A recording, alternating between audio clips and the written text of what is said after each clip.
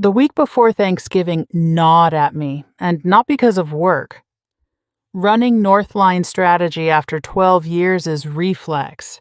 The dread was knowing I'd be back at my parents' table, carving turkey while everyone autopsied my lack of ambition. My assistant, Tamsin, tried to save me. "Miss Ellison, you're finalizing Barton's deal next week. $300 million. You don't need this." But family is family, even when they prefer a simpler story about you. That story hardened 8 years ago when I truly was an executive assistant. I took a job at Weldon and Company to see how firms woo clients, run engagements, price risk. Classes teach theory, copy rooms teach physics. When relatives asked what I did, I said, organizational consulting. It became Lena answers phones. Correcting them sounded like delusion, so I stopped trying. Quietly, I built a company that would hire half the people they bragged about. This year felt different. Northline had been named Firm of the Year. We'd grown to 15 offices and 2,400 employees. Or maybe I was simply done letting pity pass for love. Bellevue looked unchanged, the same colonial hydrangeas asleep for winter. I arrived at 3 with green bean casserole. Mom opened the door with worry. "Lena, you look tired.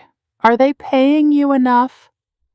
Living room walls were a gallery of futures. My brother Mark's Harvard parchment, my sister Ava's white coat. Dad raised his glass. "There she is, our little secretary. How's the office?" "Busy," I said. "You should think about an MBA," Mark offered. Ava added, "or a path beyond reception." I trimmed my turkey into ribbons and smiled. Maybe it's time for some changes. They circled like well-meaning hawks. Uncle Ray suggested civil service. Aunt Mara praised pensions.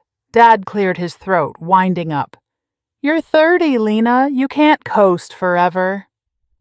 I kept my face open, pulse steady. "You're right," I said.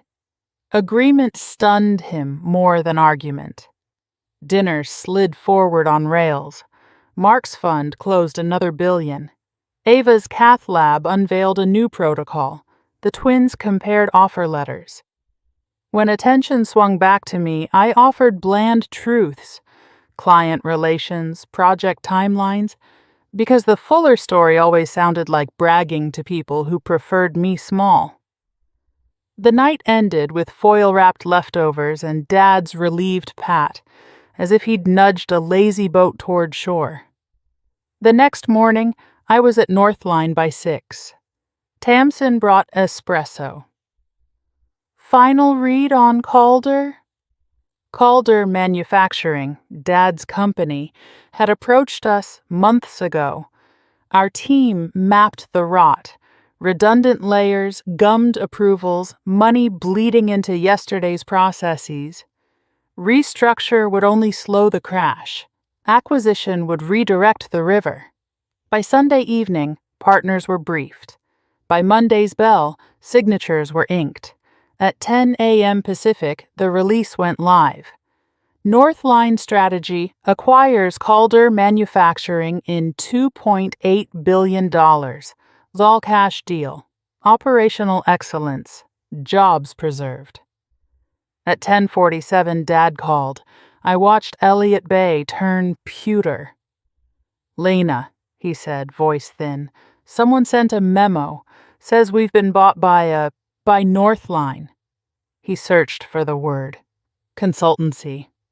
"That's us," I said. "But you're a secretary there." "I was, once."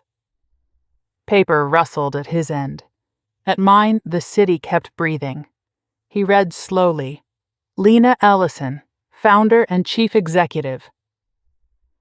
Silence expanded, a new room in an old house. "Tell me this isn't a prank." "It isn't," I said. "Dad, we need to talk." I asked him to come by. He arrived with my mother at noon. I poured coffee, showed them the view, and the name on the glass. North Line Strategy. I owe you 12 years, Dad said, of listening. We all do, Mom whispered, gripping her purse. I laid out what would happen at Calder.